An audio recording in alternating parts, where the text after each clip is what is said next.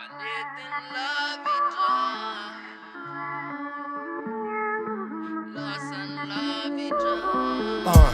Soratra zay ndrafetiny tsy ho levina tony laveny potsy fa namelona ny fanahy ny vozony filany vatany tsy ho leviny tsy fahitana ery velo mpiarapelona ny eviteny finosiny teny tsy voatery hoe nofo teo tanteraka de zay mangataka de omena azo fetrany le fera amin'ny famaty anto karadisy loatra amin'ny fandeferany noentiny aingam-panahy to tsisy fetrany ahitany zay zavatra mbola tsy fahitany tsy tonga monjony fery fa hitondrazany amin'ny fahazafana de mpandresy anao androany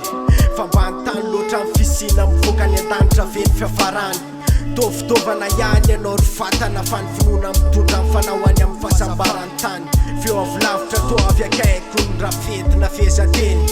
eny tsy lavina fa masana to mistely zay voasoratry ny tanany fa fodi-pinoana mpanota mendrandra fahasambarany fa diferana tanjaky ny falemena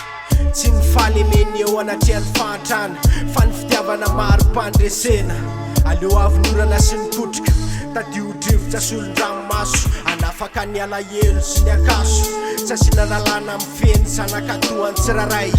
fa teny tokana de miray saina no tena tsara fa rybola ny lalana to mitondra taratra efa inindra fahazavana fondala ny fahendrena ho tazana de nitantsongazana avereno amin'ny kasetany gasikara fa efa ankahisara zay ankahisara de aleo amoza